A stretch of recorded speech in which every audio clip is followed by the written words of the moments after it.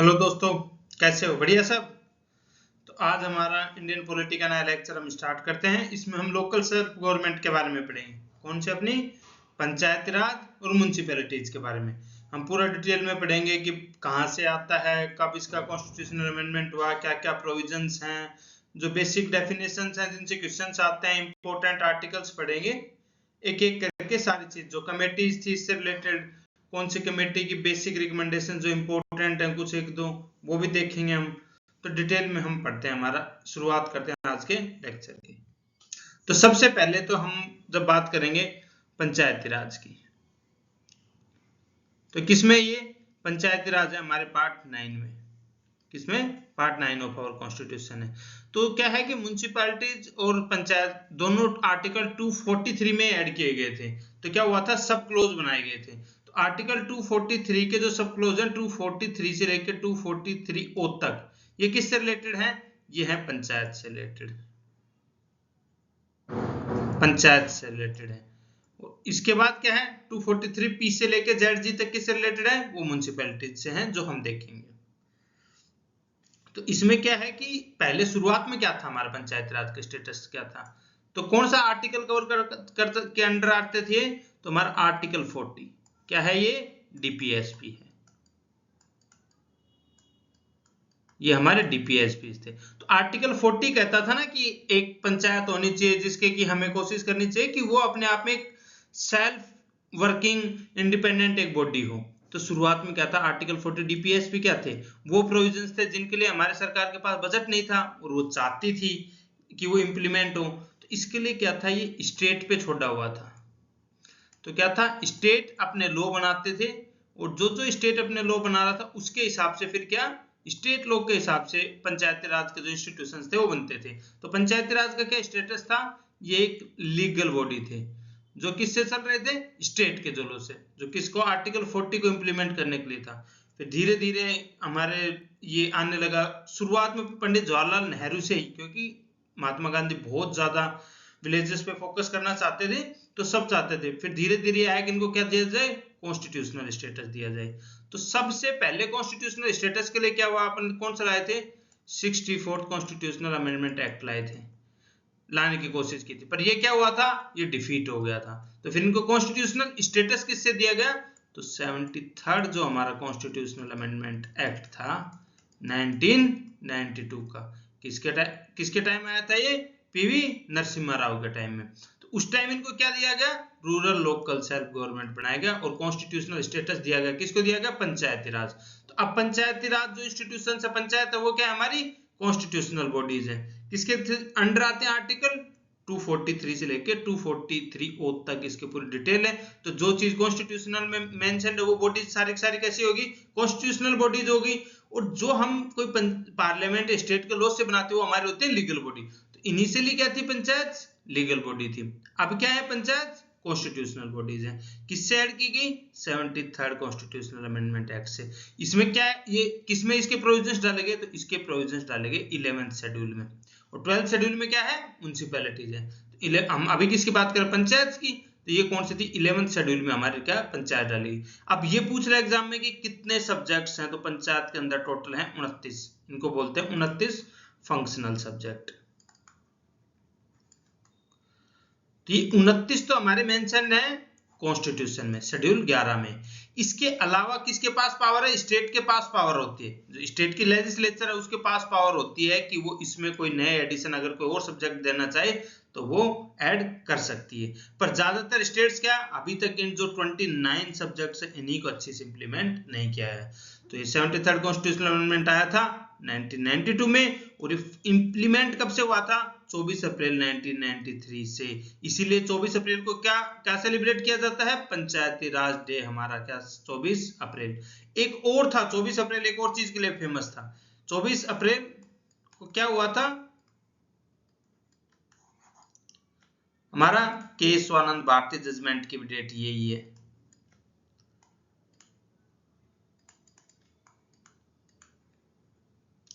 चौबीस अप्रैल किससे याद रह सकता है? 24 अप्रैल किसका बर्थडे है? सचिन तेंदुलकर का। तो पंचायती डे हम राज डे किस दिन मनाते हैं? 24 अप्रैल को। अब इसके लिए क्या था कि जब हमारे पंचायत को शुरुआत में क्या था? आर्टिकल 40 में मेंशन थी, कॉन्स्टिट्यूशनल स्टेटस दिया हुआ नहीं था, इन बॉडीज बनाई नहीं थी कॉन्स्टिट्यूशनल बॉडीज, तो अलग अलग कमेटीज बना रही थी सरकार। तो सबसे पहली जो कमेटी बनाएगी वो बनाएगी बलवंत राय मेहता कमेटी। तो ये किसके रिव्यू के लिए? तो हमारे जो पंचायत नहीं थी, तो जो हमारा लोकल एरिया है उसके डेवलपमेंट के लिए हमने प्रोग्राम चलाया था, community development programme Jawaharlal Nehru के अंडर में, क्योंकि वो पंचायत को बहुत ज्यादा पावर डिसेंट्रलाइज करना चाहते थे। तो उन्होंने चलाया था कम्युनिटी डेवलपमेंट प्रोग्राम, क्योंकि कॉन्स्टिट्यूशनल स्टेटस था नहीं, पर उनको लगा कि वो तो रिव्यू करना चाह रहे थे कि क्यों ये प्रोग्राम फेल हो रहा है, कम्युनिटी डेवलपमेंट प्रोग्राम। तो उसके लिए उन्होंने बनाई थी बलवंत राय मेहता कमेटी। तो उन्होंने रिकमेंड किया था कि पंचायती राज बनाओ, और पंचायती राज क्या बनाओ? 3 टीयर सिस्टम। अभी अपना कितना टीयर सिस्टम है? अभी अपना 3 टीयर सिस्टम है। तो सबसे पहले 3 टीयर सिस्टम की रिकमेंडेशन की थी बलवंत राय मेहता कमेटी, जो हमारी पहली कमेटी थी। तो 3 टीयर क्या होंगे? सबसे नीचे नीचे का किस पे होगा? हमारे विलेज पे, गांव में। अभी भी हमारे गांव में क्या होती है? ग्राम पंचायत। विलेज लेवल पे होगी ग्राम पंचायत। फिर इंटरमीडिएट मतलब तहसील लेवल पे लगभग, तो तहसील लेवल पे भी हमारे क्या होती है? पंचायत समिति होती है। तो वो बनाएगी इंटरमीडिएट लेवल पे बनाएगी, जो ब्लॉक बोलते हैं या तहसील बोलते हैं, उस लेवल पे उसको बोला पंचायत समिति। और जो डिस्ट्रिक्ट के लेवल पे बनाएगी उसको बोला जिला परिषद। तो हर डिस्ट्रिक्ट में क्या 3 लेवल होंगे। पंचायती राज सिस्टम कितना है? 3 टीयर सिस्टम हमने बनाया है पंचायती राज का। किसने रिकमेंड किया था? ये बलवंत राय मेहता कमेटी। तो क्या है कि कुछ तो ये आएगा कि ये कमेटी, एग्जाम में कैसे क्वेश्चन आता है कि ये कमेटी किससे रिलेटेड है, तो अगर आए बलवंत राय मेहता कमेटी किस चीज से रिलेटेड है, तो पंचायती राज से रिलेटेड है। फिर सेकंड लेवल टाइप के क्वेश्चन स्टेटमेंट बेस्ड क्या आ सकता है कि बलवंत राय मेहता कमेटी ने कितने टीयर पंचायती राज सिस्टम की बात की थी, तो ये की थी 3 टीयर। क्योंकि जो हमारे आगे अशोक मेहता कमेटी आएगी तो वो किसकी बात करेगी? 2 टीयर की। तो इसमें कंफ्यूज मत होना, ठीक है दोस्तों। इसमें क्या प्रोविजन था? Direct election at village level. अभी भी हमारे पंच के और जो सरपंच के इलेक्शन होते हैं क्या होते हैं? डायरेक्ट इलेक्शन होते हैं ना। तो इसने भी डायरेक्ट इलेक्शन की बात की थी। उसके बाद जब हमारी रिकमेंडेशन आ रही थी, तो इसकी रिकमेंडेशन के बाद हमारे पहले भी क्या था? स्टेट अपने लोग के द्वारा पंचायत बना सकता था। तो एग्जाम में आता है कि सबसे पहले पंचायती राज को इंप्लीमेंट करने वाला स्टेट कौन था? राजस्थान। और राजस्थान में कब हुई थी? 2 अक्टूबर 1959। 2 अक्टूबर क्या? गांधी जयंती। सबसे ज्यादा विलेज की इंडिपेंडेंट उसकी ऑटोनॉमी की बात कौन करते थे? गांधी जी। वही तो यूनिट मानते थे डेवलपमेंट की सबसे बड़ी, उनके हिसाब से विलेज थी। और कहां से की गई थी? तो ये था नागौर डिस्ट्रिक्ट, राजस्थान से। 2 अक्टूबर 1959 को कौन था प्रेजेंट? जवाहरलाल नेहरू प्रेजेंट थे। सेकंड नंबर का स्टेट था आंध्र प्रदेश बना, सेकंड स्टेट जिसने इंप्लीमेंट किया था मात्र 9 दिन बाद 11 अक्टूबर 1959 को। उसके बाद बलवंत राय मेहता कमेटी थी, उन्हीं के बेटे के अंडर दूसरी कमेटी बनी थी, क्या था उसका नाम? अशोक मेहता कमेटी, 1977 में। इसने क्या 2 टीयर सिस्टम की बात की थी। बलवंत राय मेहता कमेटी ने 3, इसने कहा था 2 टीयर सिस्टम। क्या? सिर्फ विलेज और डिस्ट्रिक्ट लेवल।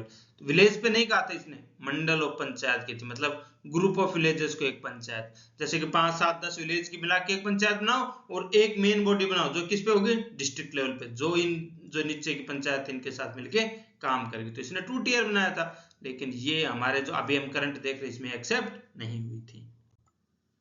उसके बाद कौन सी थी? जीवी के राव कमेटी। इसने कहा था कि जो जिला परिषद है वो मेन प्लानिंग बॉडी होना चाहिए, वो प्लान करे जिसको नीचे के इंप्लीमेंट करे। अभी भी हमारी जो मेन प्लानिंग बॉडी है ये कौन है? जिला परिषद होती है। हम पढ़ेंगे अब आगे, जब हम जाएंगे एक एक करके, जब आर्टिकल वाइज पढ़ेंगे तो हम जिला परिषद भी पढ़ेंगे, डिस्ट्रिक्ट प्लानिंग कमेटी पढ़ेंगे, जो मेन प्लानिंग बॉडी होनी चाहिए। जब हम 243 ZD पढ़ेंगे तब ये सब पढ़ेंगे। फिर LM Singhvi committee, constitutional status to Panchayati Raj. इन्होंने कहा था कि LM सिंघवी ने कहा था कि कॉन्स्टिट्यूशनल स्टेटस दो किसको? पंचायती राज को। इसके अलावा ग्राम सभा, अभी भी हमारा फाउंडेशन स्टोन कौन है? ग्राम सभा है। तो फाउंडेशन स्टोन कौन हो? ग्राम सभा हो। और न्याय पंचायत जस्टिस के लिए अभी हमारे इससे सिमिलर कॉन्सेप्ट कौन सा आ रहा है? अभी हम देखते हैं ना एक और टर्म, लोक अदालत। लोक अदालत क्या है? न्याय पंचायत का एक टाइप का रूप क्या है? लोक अदालत है। RK Thungon committee, fixed tenure for panchayat raj institutions. तो मेन कमेटी कौन कौन सी हो गई हमारी? बलवंत राय मेहता, अशोक मेहता, जीवी के राव कमेटी और गढ़गिल कमेटी। उसके अलावा होगी हमारी थंगन कमेटी। तो अगर इनका नाम आ जाए कि कौन कौन सी कमेटीज थी, जनरली ये नहीं पूछेगा कि रेगुलर इलेक्शंस की बात किसने की थी, ये तो हम सिर्फ आपको समझाने के लिए करें। आपको दो कमेटी में ध्यान रखना, बलवंत राय मेहता कमेटी और अशोक मेहता कमेटी, कि उन्होंने किसने 3 टियर की बात की थी, किसने 2 टियर की बात की थी। उसके अलावा ध्यान रखना ये 5 कमेटी थी। ऐसे एग्जाम में क्वेश्चन आ सकता है कि इनमें से कौन कौन सी कमेटी पंचायती राज इंस्टीट्यूशन से रिलेटेड थी, तो आप उसको आंसर सही से कर पाओ। अब हम एक एक करके आर्टिकल 243 से देखना शुरू करते हैं। तो आर्टिकल 243 में जो जो बॉडीज है उन सब की क्या दी हुई है, डेफिनेशन दी हुई है। डिस्ट्रिक्ट की, ग्राम सभा की, इंटरमीडिएट लेवल, इंटरमीडिएट लेवल किसको बोल लेंगे, पंचायत किसको बोल लेंगे, पंचायत का एरिया कैसे डिफाइन होगा, पॉपुलेशन, विलेज वगैरह के क्या क्या गाइडलाइंस होंगी, इन सब की जो बेसिक डेफिनेशन है वो किसमें दी हुई है, आर्टिकल 243 में। उसके बाद हमारा आर्टिकल 243A। अब आपको 243A से हमारे एक्चुअल जो पंचायत में स्टार्ट होती है। तो सबसे पहले कोई भी आर्टिकल होता तो उसमें क्या होता था, उसके एस्टेब्लिशमेंट की बात होती थी। तो इसमें पंचायत का जब हम बात करते हैं तो सबसे इनिशियल बॉडी क्या है, विलेज लेवल पे पंचायत। तो विलेज लेवल पे पंचायत की जो सबसे मेन यूनिट है वो क्या है, ग्राम सभा।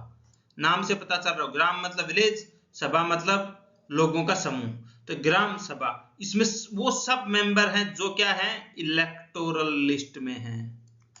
वो सारे अडल्ट जिनका नाम इलेक्टोरल लिस्ट में है उस विलेज लेवल पे वो सारे क्या हैं, ग्राम सभा के मेंबर्स हैं। वो अपनी ग्राम सभा को एम्पावर करते हैं कि उसके जो फंक्शंस हैं उनको कंट्रोल कर सकते हैं। तो 243A क्या कर रहा है, gram sabha to function as village level as provided by state law. State law के हिसाब से वो सारे फंक्शंस क्या करेगी, ग्राम सभा।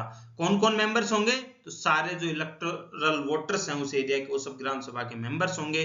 और ग्राम सभा वर्क करेगी as the basic elemental level पे जो काम होंगे, सारे के कंसिस्ट ऑफ सारे registered voters within the panchayat area. Article 243 भी किससे रिलेटेड है, कॉन्स्टिट्यूशन ऑफ पंचायत।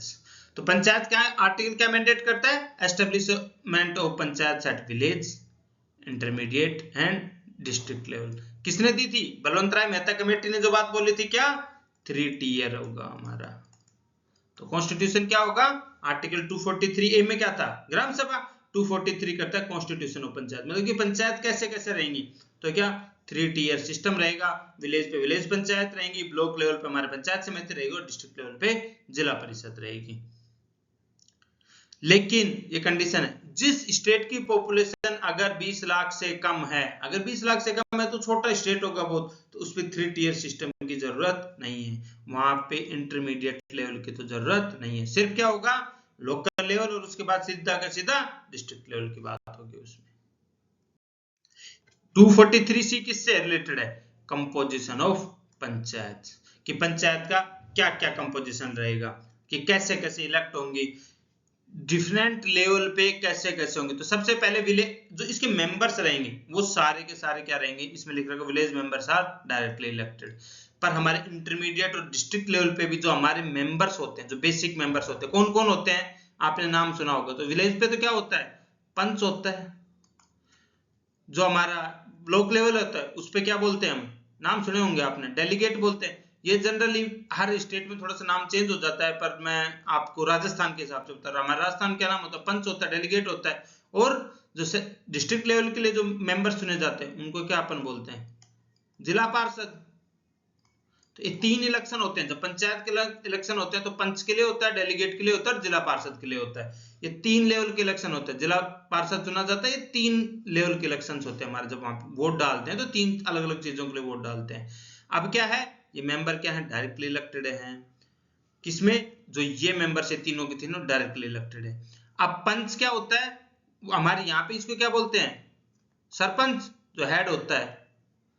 तो सरपंच क्या होता है, डायरेक्टली इलेक्टेड या इनडायरेक्टली इलेक्टेड। तो ज्यादातर जगह डायरेक्टली इलेक्टेड है, पर क्या छोड़ा हुआ है कि स्टेट लॉ के हिसाब से डिसाइड होगा, कि स्टेट लॉ जो मैंडेट करेगा। पर जो हेड होता है, जो ब्लॉक लेवल पे और जिला परिषद लेवल पे, ये क्या होता है, इनडायरेक्टली इलेक्ट होता है। उसमें मेंबर्स कौन कौन होते हैं, जो हमारे पंचायत के मेंबर्स होते हैं, सरपंच वगैरह, वो भी वोट डालते हैं। जो डेलीगेट चुन के आते हैं वो वोट डालते हैं ब्लॉक लेवल पे। उसके अलावा भी 1-2 लोग और होते हैं जो वोट डालते हैं, डेलीगेट जो मिलके। उसको हमारा ब्लॉक लेवल पे जो प्रधान चुनते हैं हम, और जिला पार्षद लेवल पे क्या बनता है, जिला प्रमुख। तो जिला प्रमुख और जो प्रधान है ये क्या होता है, इनका होता है इनडायरेक्ट इलेक्शन।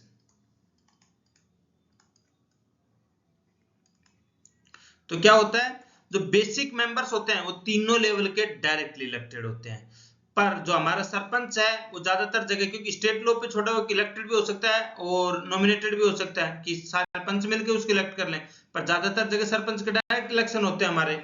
उसके अलावा जो ब्लॉक लेवल और जिला परिषद लेवल पे जो हेड होगा वो क्या होता है, indirectly elected.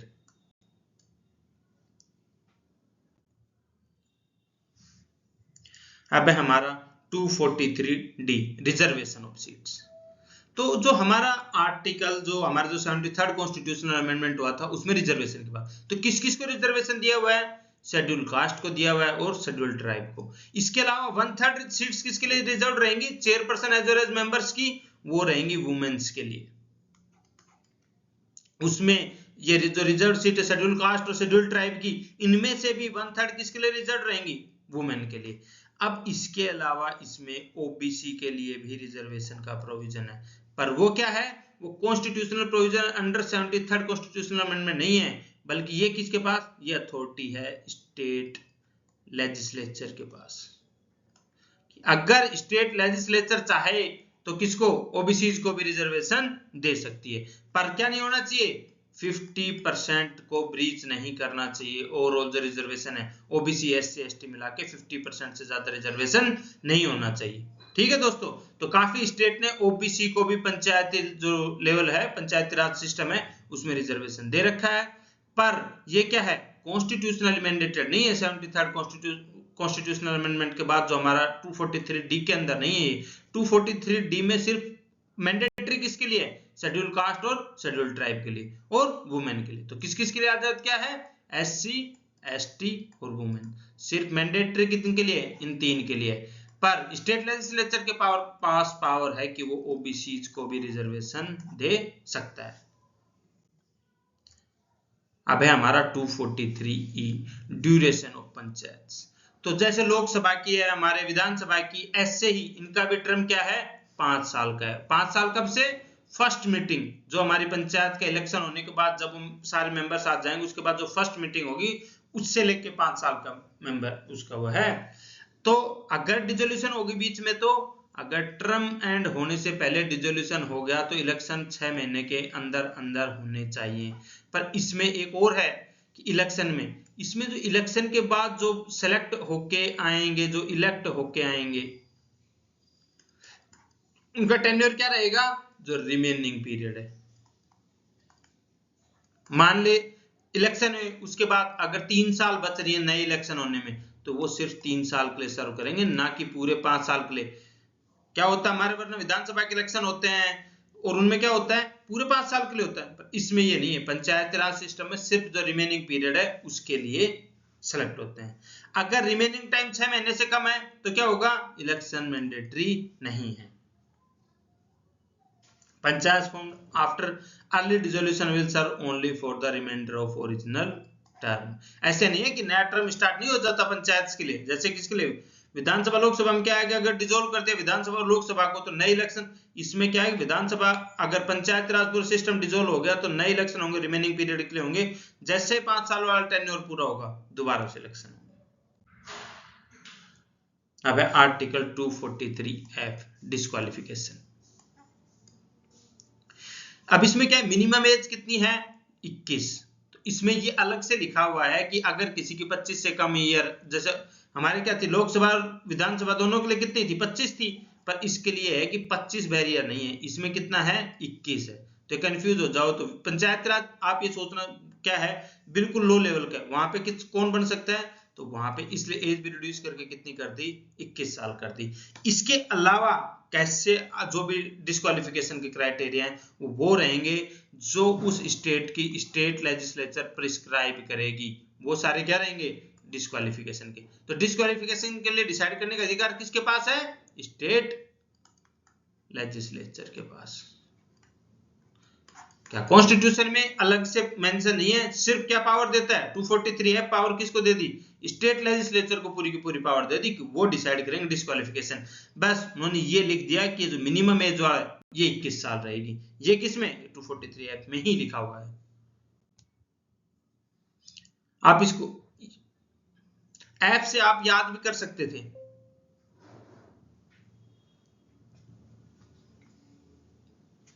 To 243 G, powers and responsibilities. तो हमने शुरुआत में पढ़ा था कि 73rd कॉन्स्टिट्यूशनल अमेंडमेंट के बाद इनको कितने वो दिए गए थे, जो 29 सब्जेक्ट दिए गए थे जिन पे रूल बना सकते हैं या काम कर सकते हैं। तो वो सब पावर्स और जो रेस्पॉन्सिबिलिटी हैं, जो प्लान बना सकते हैं इकोनॉमिक डेवलपमेंट के लिए, सोशल जस्टिस के लिए, जिससे कि तो ये किसमें 11th शेड्यूल में जो 29 आइटम हैं उन पे ये काम कर सकते हैं। ये किसमें मेंशन्ड है, 243 जी में मेंशन्ड है, पावर्स एंड रेस्पॉन्सिबिलिटीज। जो 29 आइटम है उन पे क्या क्या पावर है वो सारी की सारी 243 जी में मेंशन्ड है।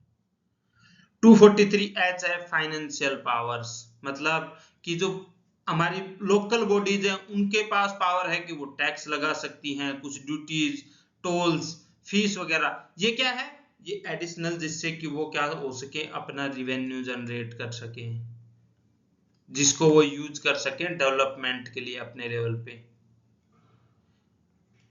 ये ओवर एंड अबव, तो इनके पास अगर आ जाए कि पंचायत के पास क्या टैक्स लेवी करने की पावर है, तो हाँ है।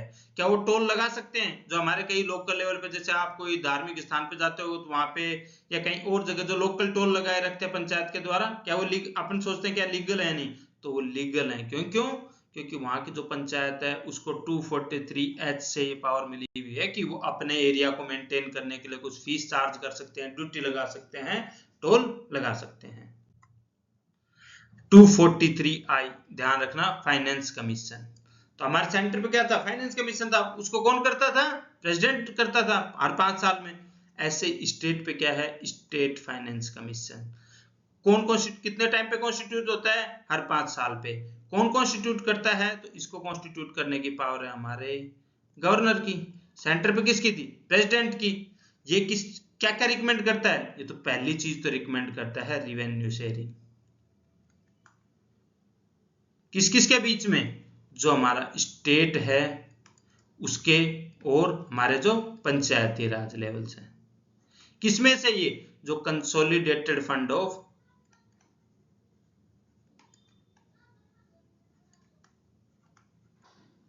जो कंसोलिडेटेड फंड ऑफ स्टेट है हमारे, उससे स्टेट और पंचायत के बीच में कैसे बंटवारा होना चाहिए ये डिसाइड करता है हमारा फाइनेंस कमीशन। सेंटर पे भी तो फाइनेंस कमीशन का यही था, वहां वो किसके बीच में डिसाइड कर रहा था, यूनियन जो सेंटर और स्टेट है उनके बीच में। अपन ने पढ़ा था 41% जो टैक्स है वो किसको जाता है, स्टेट को, और 59% किसके पास, सेंटर के पास। तो ऐसे हमारा जो स्टेट में, जो स्टेट और जो पंचायत राज है, म्यूनिसिपैलिटीज है, उनके बीच में कैसे रेवेन्यू शेयरिंग होगी ये डिसाइड करने का अधिकार किसके पास है, फाइनेंस कमीशन के पास। कौन से, स्टेट के फाइनेंस कमीशन के पास। इसके अलावा जो पंचायत को क्या ग्रांट्स देनी है, क्या एड्स देनी है, सारी की सारी पावर डिसाइड कौन करता है, कौन रिकमेंड करता है, वो करता है स्टेट का जो फाइनेंस कमीशन है। कौन से आर्टिकल के अंदर आता है, 243I। क्या होगा, जो फाइनेंस आ गए, जो फाइनेंस आ गए तो उसके बाद अगला कदम क्या होगा, फाइनेंस को कैसे काम में ले रहे हो, फाइनेंस को कैसे काम में ले रहे हो तो वो कैसे पता चलेगा, जब ऑडिट करेंगे अकाउंट्स को। तो हमारी किसके पास पावर है, स्टेट लेजिस्लेचर के पास ये पावर है। क्या कि वो जो पंचायती राज इंस्टीट्यूशंस हैं उनको क्या कहेगी, कि उनको डिफाइन करेगी कि कैसे उनको अपने अकाउंट्स मैनेज करने हैं। साथ ही साथ वो टाइमली उन अकाउंट्स को ऑडिट करवाएगी। ये पावर्स किसके पास है, हमारी स्टेट लेजिस्लेचर के पास अथॉरिटी है। क्या, तो उनको अकाउंट्स मेंटेन करने पड़ेंगे और as well as time to time audit भी होगा पंचायत का। 243 जे, जस्टिस तभी होगा, जे फॉर जस्टिस तभी होगा ना जब ऑडिट हो जाएगा। 243 के इलेक्शंस, तो ये किसकी बात करता है, election commission, state election commission. जो हमारा सेंटर पे इलेक्शन कमीशन था, जो हमारे इलेक्शन कमीशन है वो किस किस के इलेक्शन कंडक्ट करवाता है, हमारे राष्ट्रपति, उपराष्ट्रपति, उसके अलावा हमारे विधानसभा और लोकसभा दोनों के। विधानसभा के इलेक्शन क्या, स्टेट लेजिस्लेचर कि इलेक्शन हमारा जो सेंटर पे इलेक्शन कमीशन था वो करवाता है। स्टेट इलेक्शन कमीशन का काम सिर्फ किसके इलेक्शन कंडक्ट करवाना है, हमारे पंचायत और म्युनिसिपैलिटीज, इन्हीं के इलेक्शन कंडक्ट करवाने का काम है। तो इसके लिए क्या है, supervise, direct, control, as well as इसके लिए अलग से इलेक्टोरल रोल बनती है। जो हमारे पंचायती चुनाव है उसके लिए अलग से इलेक्टोरल रोल बनती है। ये पावर किसकी होती है, स्टेट इलेक्शन कमीशन की। आप विधानसभा जो हमारी स्टेट लेजिस्लेचर है इसके इलेक्शन से कंफ्यूज हो सकते हो, तो ध्यान रखना कौन, अभी भी हर स्टेट में इलेक्शन होते हैं तो कौन अनाउंस करता है, ज्ञानेश कुमार करते हैं ना। अभी जब हमारे बंगाल के किसी के भी इलेक्शन होते तो ज्ञानेश कुमार अनाउंस कर रहे थे कब इलेक्शन होंगे, क्या होगा, वो कौन है, हमारे सीसी हैं, चीफ इलेक्शन कमिश्नर है, सेंटर पे हैं। तो इसलिए सिर्फ जो स्टेट इलेक्शन कमीशन है उसका काम है लोकल बॉडी के इलेक्शन करवाना। 243 के ये सिर्फ लोकल किंग्स बनाते हैं। 243L application to union territories. अब क्या है कि हमारे यूनियन टेरिटरीज में भी जो पंचायत के लोग हैं डायरेक्टली अप्लाई होंगे, बस क्योंकि यूनियन टेरिटरी ज्यादा शहर हैं या फिर कुछ अलग से एडमिनिस्ट्रेटिव एरिया है तो प्रेसिडेंट उनको अप्लाई करेगा कुछ मॉडिफिकेशन, नेसेसरी मॉडिफिकेशंस के साथ। ये अथॉरिटी किसके पास है कि प्रेसिडेंट नेसेसरी मॉडिफिकेशंस के साथ इनको कहाँ, यूनियन टेरिटरीज में अप्लाई करेंगे। क्योंकि यूनियन टेरिटरीज की अपनी अलग कंडीशंस है भाई, जैसे दिल्ली है, चंडीगढ़ है, तो ये सब अलग से एरिया हैं, वहां पे अलग से कंडीशंस हैं, पूरा जो सिस्टम है गवर्नमेंट का वो भी अलग है, तो इसलिए कुछ अलग से मॉडिफिकेशंस आएंगे। तो ये पावर हमने दी है किसको, प्रेसिडेंट को। तो एग्जाम में ये क्वेश्चन आएगा कि पार्लियामेंट के पास पावर है या किसके पास पावर है, स्टेट लेजिस्लेचर, तो आप कंफ्यूज हो ही नहीं सकते क्योंकि यूनियन टेरिटरी में स्टेट लेजिस्लेचर की तो कोई लेना देना ही नहीं है, तो आप या तो पार्लियामेंट से कंफ्यूज हो सकते हैं प्रेसिडेंट, तो ध्यान रखना ये पावर है सिर्फ प्रेसिडेंट के पास। अब है 243N exclusion of certain areas.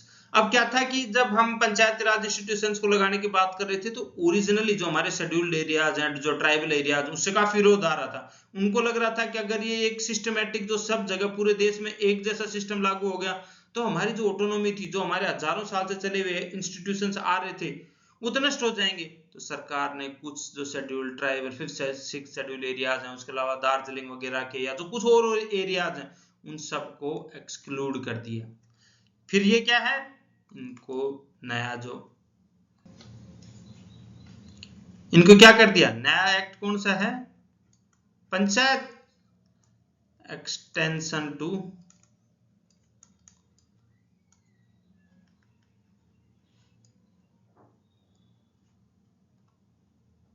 Scheduled area act 1996। तो क्या इसका शॉर्ट फॉर्म क्या है, पेसा एक्ट, ध्यान रखना। तो पेसा एक्ट किससे रिलेटेड है, जो 243M में जिन एरियाज को एक्सक्लूड कर दिया तो वहां जिस मॉडिफिकेशन के साथ हमारा जो पंचायती राज एक्ट लगेगा उसको ही हम बोलते हैं पेसा एक्ट। कब लगाए, 1996 में। क्यों इंप्लीमेंट करना पड़ेगा, क्योंकि 5th और 6th शेड्यूल एरियाज में हमने अलग अलग पावर दे रखी है ना, तो उन पावर्स के साथ मैच करने के लिए हमने ये अलग से प्रोविजंस रखे।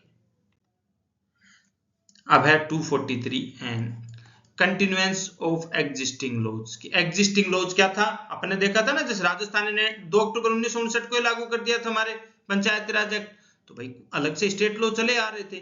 तो ये कहा गया कि कब तक ये करेंगे, तो 73rd कॉन्स्टिट्यूशनल अमेंडमेंट के बाद 1 साल तक, जब तक कब से लागू नहीं हो, तो लागू कब हुआ था, 24 अप्रैल 1993 में। तो 24 अप्रैल 1994 तक तो जो एग्जिस्टिंग लॉज हैं वो लागू होंगे। अगर उससे पहले क्या नहीं हो जाए, रिपेल नहीं कर ले स्टेट लेजिस्लेचर, वरना जैसे ही 1 साल का टर्म एक्सपायर होगा या उनका टर्म एक्सपायर होगा जो एग्जिस्टिंग बॉडीज हैं, तभी वहां से कौन से प्रोविजंस लागू हो जाएंगे, जो हमारे जो नए प्रोविजंस थे 73rd कॉन्स्टिट्यूशनल अमेंडमेंट के बाद आए। वरना तब तक क्या रहेंगे, तब तक जो एग्जिस्टिंग लॉज हैं उन्हीं से वो बॉडी काम करती रहेंगी। अब ये सब 243N अब तो रिडंडेंट हो चुका, क्यों, क्योंकि अब तो सब नए लॉ आ चुके। 243O bar to court interference, कि कोर्ट का जो डिलिमिटेशन होगा कि पंचायत कैसे बन रही है, कैसे सीट अलॉटमेंट हो रहा है, रिजर्वेशन दिया जाएगा, जो सब प्रोविजंस हैं उसमें कोर्ट इंटरफेयर नहीं करेगा। और जो पंचायती राज के इलेक्शंस हैं वो सिर्फ इलेक्शन पेटिशन के थ्रू ही जाएंगे under state law. State law में जैसे डिस्क्राइब किया जाएगा कि क्या प्रोविजंस इलेक्शन पेटिशन के, उसी के थ्रू जो वो लॉ हैं, मतलब जो इलेक्शन से रिलेटेड जो डिस्प्यूट्स हैं वो चैलेंज होंगे। कोर्ट खुद से आके इंटरफेयर नहीं कर सकता। अब ये हमारे क्या हो गया, पंचायती राज सिस्टम हमारे यहाँ पे खत्म हो गया। एक एक करके हम रिवाइज करते हैं। तो सबसे पहले ए पे क्या थी, ग्राम सभा। तो सबसे पहले सबसे छोटी बॉडी, ध्यान रखना 243 कुछ तो एक फिक्स है कि वो आर्टिकल्स जो इंपॉर्टेंट है जो हमें पता ही होना चाहिए, क्योंकि इसमें क्या होता है कि आर्टिकल नंबर से जो सब क्लोज है इनसे सीधा क्वेश्चन आता है। जो सबसे इंपॉर्टेंट है उसमें ये देख लो, सबसे पहले वही देख लो। 243F क्या है, डिस्क्वालिफिकेशन। F मतलब फेल, याद रखना। फेल किसमें, फेल या डिस्क्वालिफिकेशन। तो किन को फेल करना है, किन को डिस्क्वालीफाई करना है। उसके अलावा आई क्या है, फाइनेंस कमीशन, कि जो ये सबसे ज्यादा पूछे जाते हैं कि आई फाइनेंस कमीशन। आई से इनकम, इनकम कौन डिसाइड करेगा, फाइनेंस कमीशन। तो ध्यान रखना 243 आई। इसके अलावा 243 के किससे रिलेटेड है, इलेक्शन से, के किंग्स बनाते हैं। किंग्स कैसे बनेंगे, अभी हमारे जो नए किंग बनेंगे डेमोक्रेसी के, वो किससे बनेंगे, इलेक्शन से, क्योंकि राजा महाराजा हमने कर दिए खत्म। तो 243 के। इसके अलावा 243 जे, ये क्या है, audit of account. Audit of account के बाद जे, जस्टिस कब मिलेगा, ऑडिट होगा, तो J for justice. Justice audit of accounts होंगे तभी मिलेगा। तो ये है हमारे सबसे इंपॉर्टेंट 4 आर्टिकल, क्योंकि सबसे ज्यादा एग्जाम में इन्हीं के बारे में पूछा जाता है। उसके अलावा बाकी हैं वो भी हम एक बार देख लेते हैं। 243A, सबसे पहले ए में क्या होगा, ग्राम सभा होगा।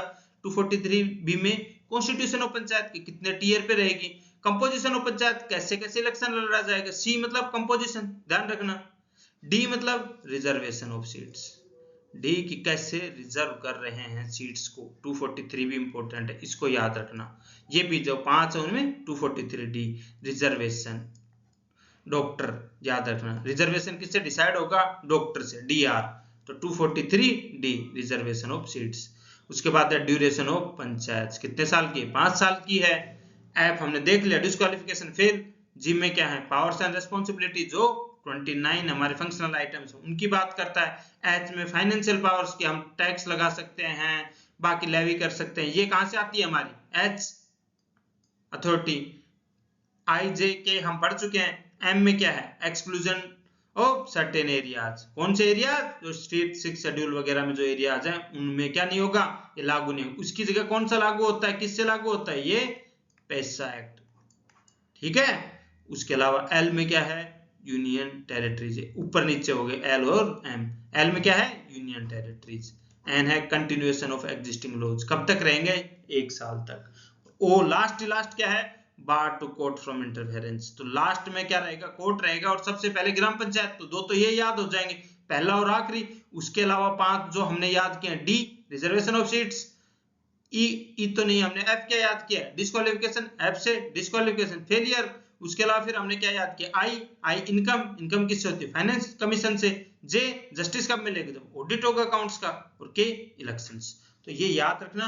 बाकी में क्या आप हल्का सा गैस कर पाओगे, पहला और आखिरी याद है, बीच के 5 याद है, तो आप गैस कर पाओगे। वैसे सारे के सारे याद कर लो तो क्या नहीं क्या। अब हम बात करते हैं म्युनिसिपैलिटीज की। तो क्या हुआ था नया, जब हम म्युनिसिपैलिटीज की बात करते हैं तो ये किसमें है, पार्ट 9A। पंचायत किसमें थी हमारी, पार्ट 9 में थी। कौन से आर्टिकल, 243 ओ तक किससे रिलेटेड थे, पंचायत तक। तो 243 बी से लेकर 243 जेड जी तक ये किससे रिलेटेड है, म्युनिसिपैलिटीज से। तो इनको भी क्या था, कॉन्स्टिट्यूशनल प्रोविजन मिला। कौन से, उसके बाद 74th कॉन्स्टिट्यूशनल अमेंडमेंट एक्ट हुआ। कौन सा शेड्यूल जोड़ा गया, 12th शेड्यूल जोड़ा गया। कितने, उसके 12th शेड्यूल के अंदर कितने सब्जेक्ट हैं, तो 18 सब्जेक्ट हैं। 74th कॉन्स्टिट्यूशनल अमेंडमेंट हुआ, साथ 13, 73 और 74 दोनों एक साथ हुए थे। अब इसमें देखें तो ये सबसे पहले अगर देखें इंडिया में लोकल सेल्फ गवर्नमेंट कौन लाया था, तो लोकल सेल्फ गवर्नमेंट का श्रेय दिया जाता है लॉर्ड रिपन को। काफी लिबरल माना जाता था लॉर्ड रिपन को। 1882 में क्या लेके आए थे, जो इनको बोला जाता है Magna carta of local self government. ये क्या, लोकल सेल्फ गवर्नमेंट को सबसे पहले इंडिया में किसने लागू किया, तो ध्यान रखना लॉर्ड रिपन ने। लॉर्ड रिपन के बारे में पूरा डिटेल से हम जब हिस्ट्री पढ़ेंगे तो पढ़ेंगे, लेकिन अभी भी हम देख लेते हैं और क्या थे फेमस। तो वर्नाकुलर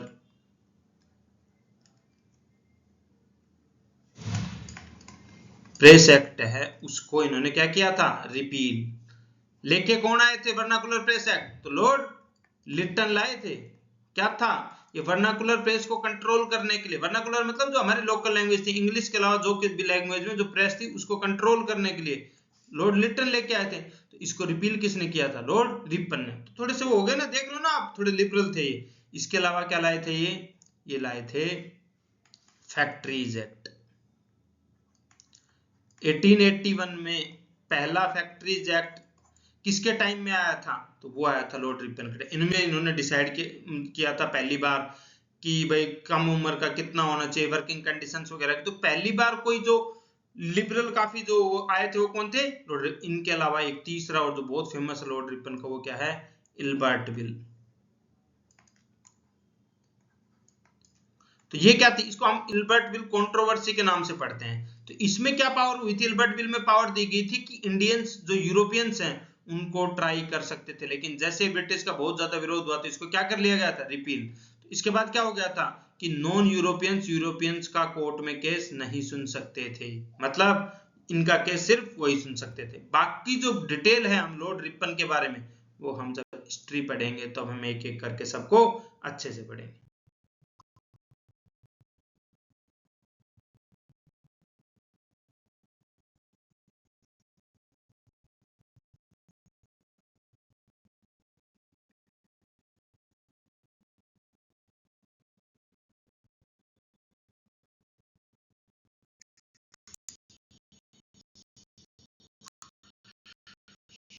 इसमें क्या है, आर्टिकल 243 में क्या है, डेफिनेशन। जैसे 243 में पंचायत से रिलेटेड डेफिनेशंस थी, ऐसे 243 में डेफिनेशंस है जो म्युनिसिपैलिटी से रिलेटेड डेफिनेशंस हैं। आर्टिकल 243 क्यों बात करता है, कॉन्स्टिट्यूशन ऑफ म्युनिसिपैलिटीज की। क्या कहता है, every state to establish municipality, जो हर जो स्टेट है उसको अपने शहर है उनमें म्युनिसिपैलिटीज करनी पड़ेगी। उसमें क्या था, 3 टियर सिस्टम था। तो 3 टियर का मतलब क्या है कि हर शहर हर गांव जो भी है वहां पे तीनों टियर एक साथ काम करेंगे। यहाँ पे अलग है, यहाँ पे भी आपको लगेगा कि 3 टियर नहीं। सबसे पहले तो क्या है, म्युनिसिपल कॉर्पोरेशन, ये किन में रहेंगी, लार्ज सिटीज में। अगर बहुत बड़े शहर है तो वहां पे क्या रहेगी, म्युनिसिपल कॉर्पोरेशन। जो मीडियम इंटरमीडिएट लेवल के शहर उनमें क्या रहेगी, स्मॉलर टाउन्स वगैरह, उनपे क्या रहेगी, म्युनिसिपल काउंसिल। और जो छोटे हैं, जो ट्रांजिशन है, जो रूरल से अर्बन की तरफ आ रहे हैं, उसमें रहेगी नगर पंचायत।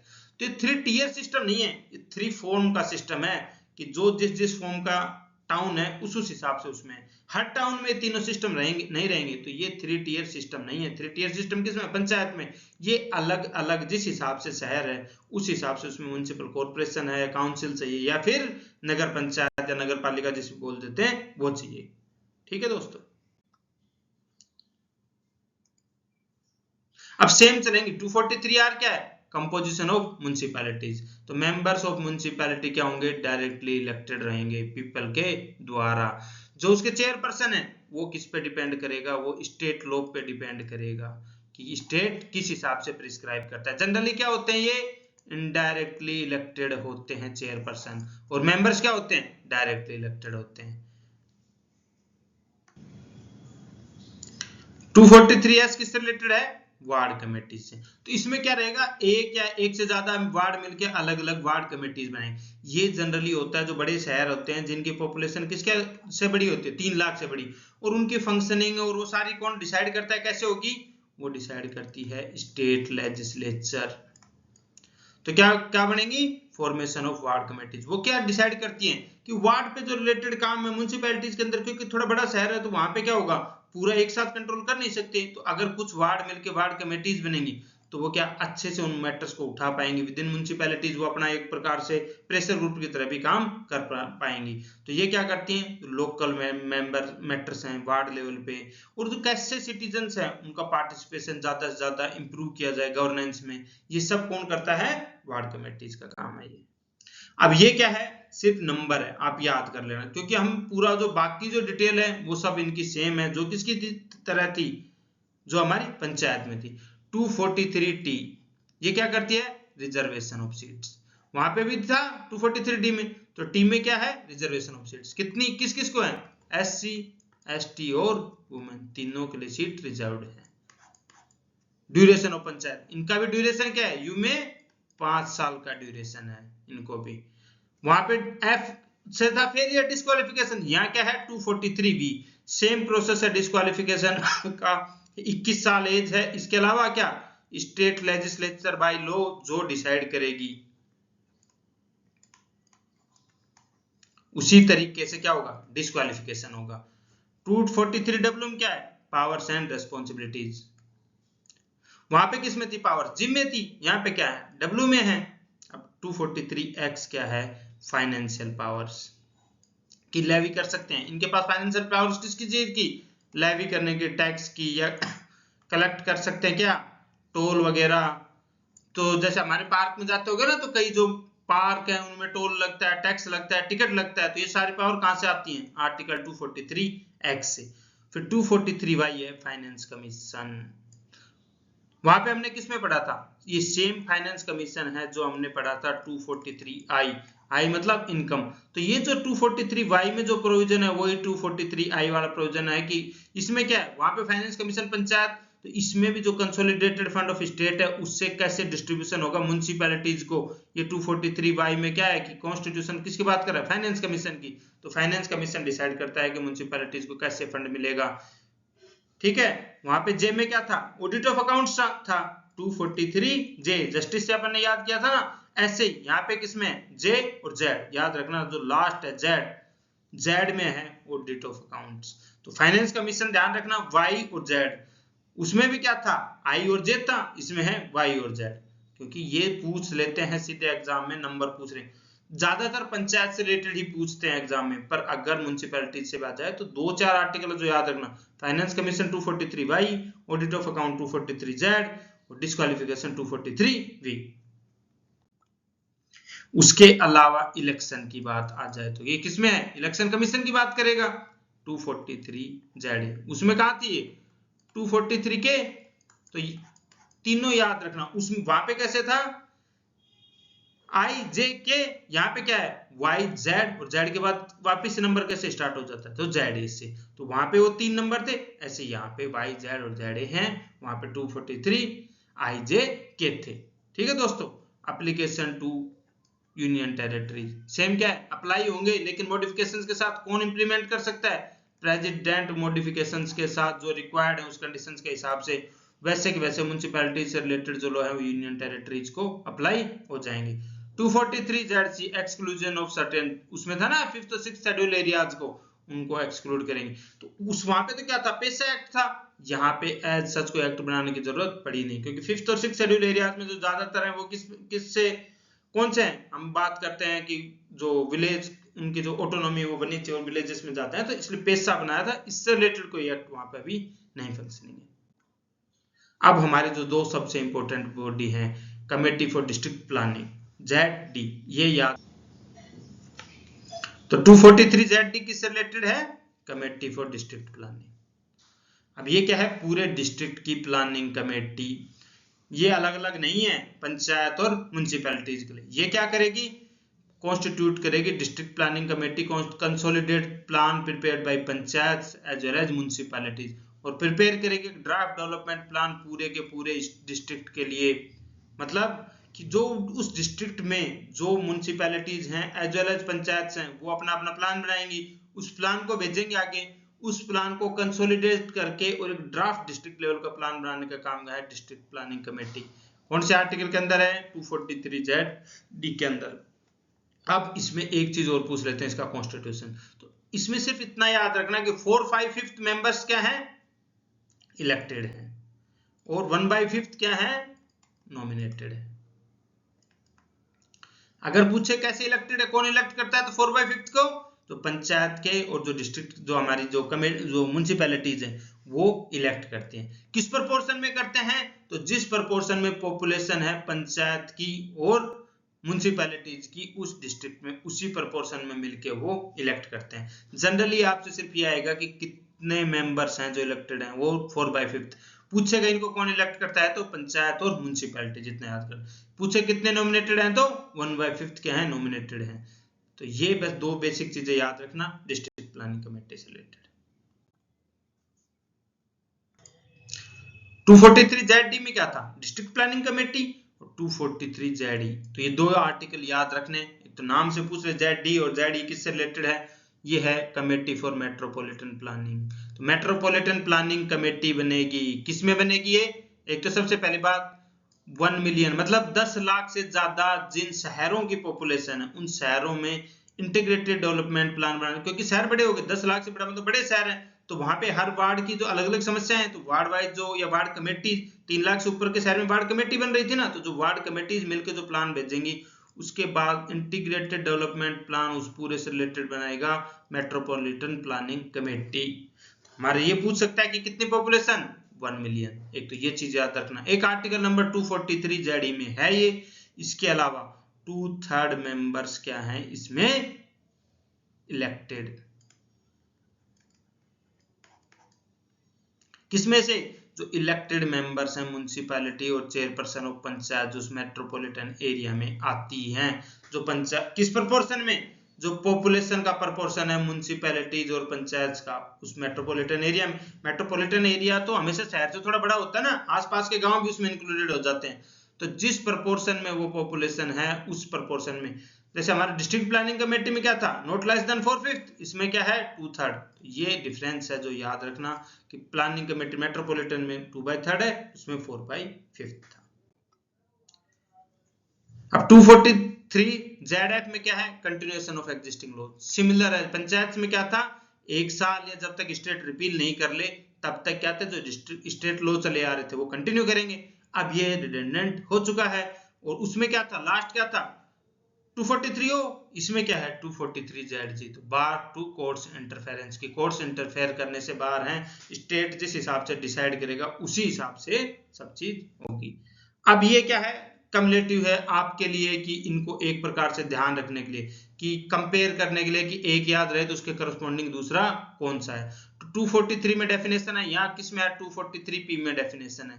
243A में ग्राम सभा है, वहां पे 243Q में बात करता है मेट्रोपोल उनकी वार्ड्स की बात करता है। तो एक एक करके सारे के सारे हैं, आप रिवाइज कर लेना, कंपेयर कर लेना।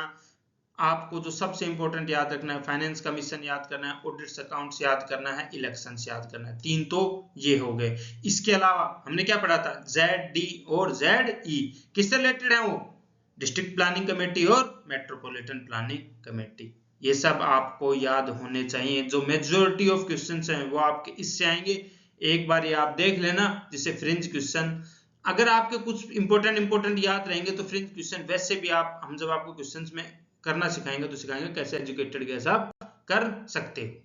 ठीक है दोस्तों, बहुत बहुत धन्यवाद। लाइक करें, शेयर करें और सब्सक्राइब करें हमारे मटेरियल को, और कमेंट में अपना रिव्यू जरूर दें।